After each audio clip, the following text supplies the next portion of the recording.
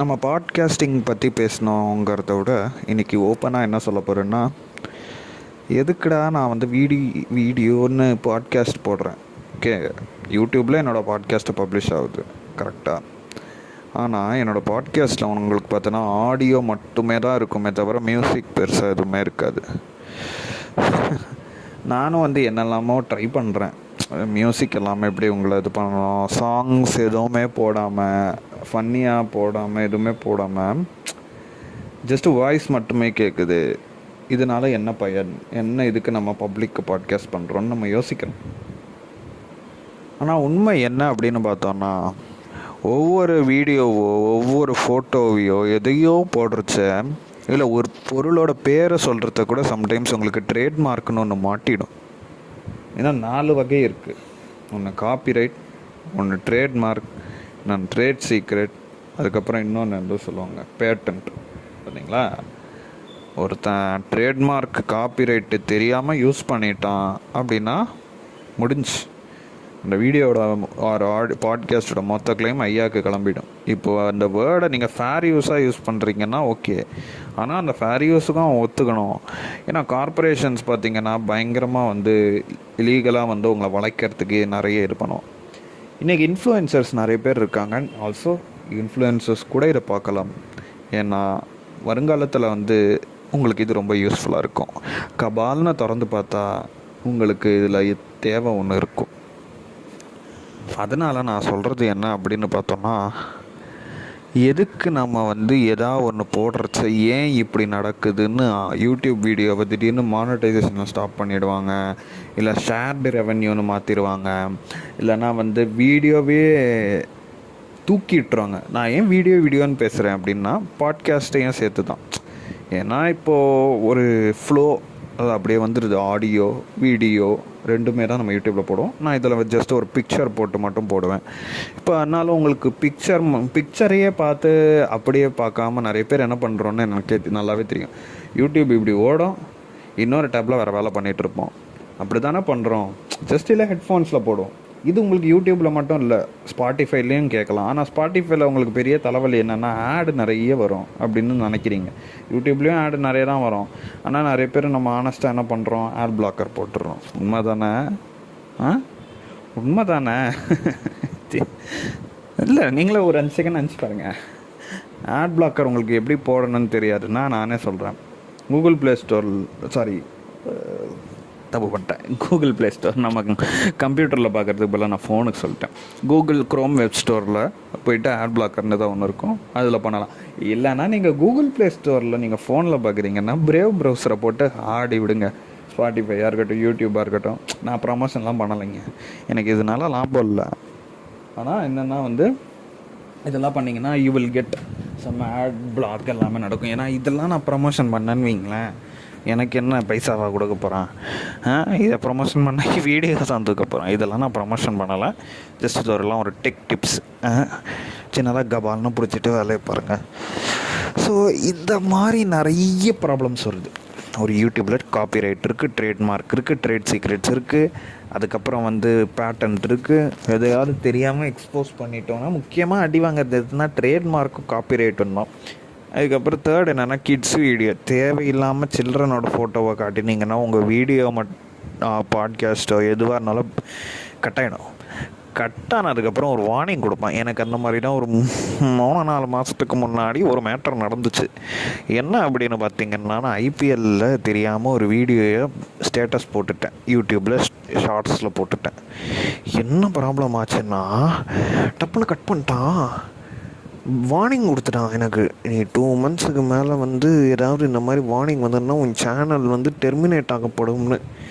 அதுலேருந்து ஆளை விடுறான் அப்படின்னு விட்டுட்டேன். அந்த விட்ட நேரம் தான் நமக்கு முடிஞ்சு போச்சு மொத்தமாக.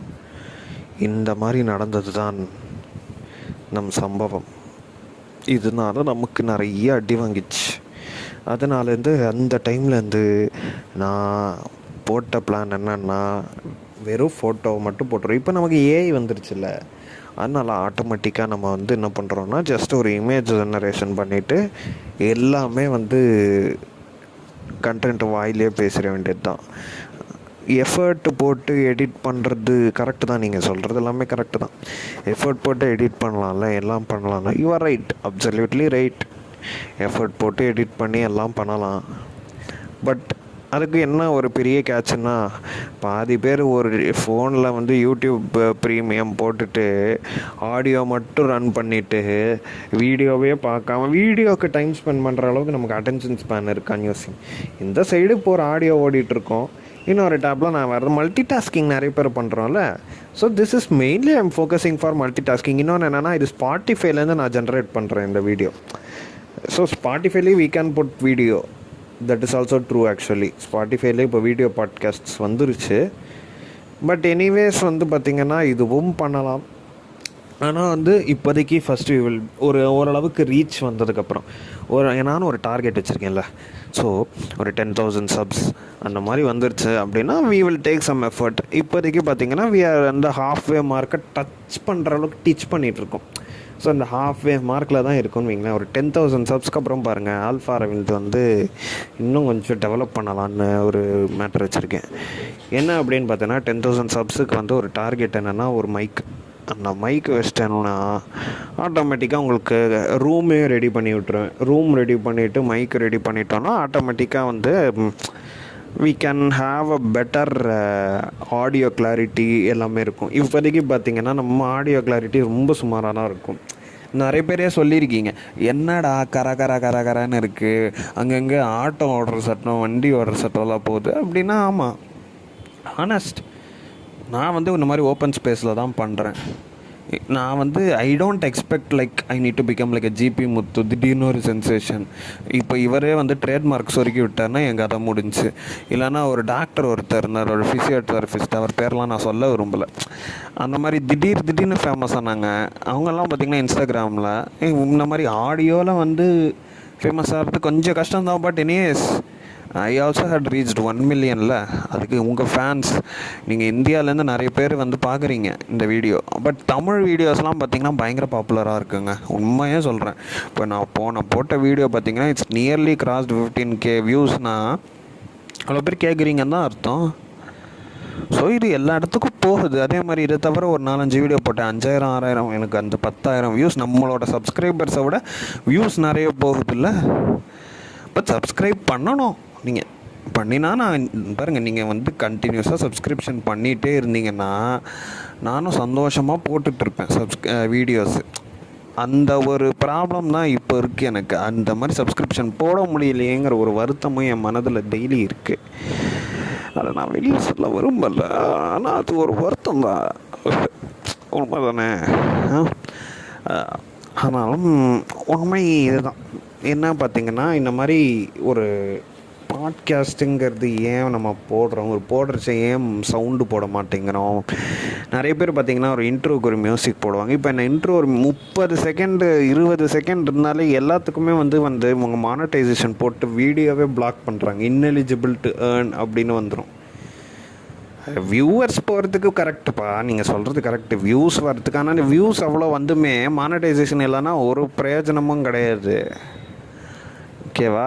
வியூஸ் உங்களுக்கு ரீச் வந்து பார்த்திங்கன்னா யூ நீட் அட்லீஸ்ட் 10,000 15,000 சப்ஸ் ஓரளவுக்கு இருந்தால் தான் நமக்கு வந்து ஒரு சேனல்னு ஒன்று இருக்குது வச்சுக்க முடியும். இல்லை அப்படின்னு பார்த்தோன்னா நிறைய பேர் பார்த்திங்கன்னா என்ன பண்ணுறாங்கன்னா, சில நல்ல எஸ்டாப்ளிஷ் சேனல்ஸே விற்று பைசா வாங்கி புதுசாக ஒரு யூடியூப் சேனல் கொடுத்துட்றாங்க. ஓனர்ஷிப்பை ட்ரான்ஸ்ஃபர் பண்ணிவிட்டு இதை வந்து வேறு எதாவது கன்வெர்ட் பண்ணியிருக்காங்க. ஏன்னா நான் வந்து காலேஜ் படிக்கிறச்ச மெக்கானிக்கல் குரு அப்படின்னு ஒரு சேனல் இருந்தது. அவர் வந்து ஓரளவுக்கு பயங்கரமாக சப்ஸ்கிரிப்ஷன் வந்துருச்சு. அவர் ஆக்சுவலி முதல்ல கிளாஸ்லாம் எடுத்திருந்தார், அதுக்கப்புறம் ஃபுல்லாக ஜாப் ஓப்பனிங்ஸ் எல்லாமே போட்டிருந்தார். நடுவில் என்ன பண்ணிட்டாருன்னா அந்த சேனலை விற்றுட்டு வந்து அவர் அன்அகாடமிக்கு விற்றுட்டார். அன்அகாடமிக்கு விற்றதுக்கப்புறம் வந்து அவர் இது பண்ணிட்டார். அதனால் நான் என்ன சொல்ல வரேன் அப்படின்னா, வீடியோஸ்லாம் போடலாம், எல்லாம் பண்ணலாம், ஆனால் அதெல்லாம் ரீச் வரணும். ஓரளவுக்கு நமக்கு சப்ஸ்கிரிப்ஷன்ஸ் இருந்தால் தான் எல்லாமே பண்ண முடியும். இப்போ நான் வந்து எஃபர்ட் எடுத்து போடுறேன், வீடியோஸ் எல்லாம் போட்டிருக்கேன், வியூஸ் வர மாட்டேங்குது. இந்த மாதிரி பாட்காஸ்ட்டுக்கு தான் நிறைய பேர் பார்க்குறீங்க. ஸோ இதனால் நான் இந்த கன்க்ளூஷன் என்ன அப்படின்னு பார்த்திங்கன்னா, ஆடியோ இல்லை வந்து மியூசிக் போடுறது, இல்லை ஒரு ட்ரேட்மார்க் போட்டு மென்ஷன் பண்ணுறது, அதெல்லாம் பார்த்திங்கன்னா கஷ்டம். ஏதாவது ஒன்று போட்டாலுமே ஈஸியாக மானடைசேஷன்ஸ் ரிமூவ் பண்ணிடுறாங்க. நிறைய பேர் யூடியூபர்ஸோட பெரிய ப்ராப்ளமே இதுதான்.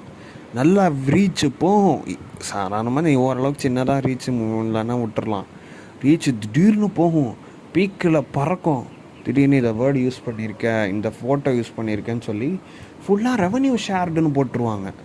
So I had seen the plight of YouTubers. Mechanical குருன்னு சொன்னார்ல, அவர் இந்த மாதிரி சேனலை விற்றது அந்த மாதிரிலாமும் இருக்குது. So once you get a sizeable amount of channel they will sell. So நான் இப்போ ஒரு 10,000 சப்ஸ் வந்ததுக்கப்புறம் I can establish myself. ஒரு alpha revenue I will establish, literally I will establish. Okay, this is a promise. Okay, thank you for listening.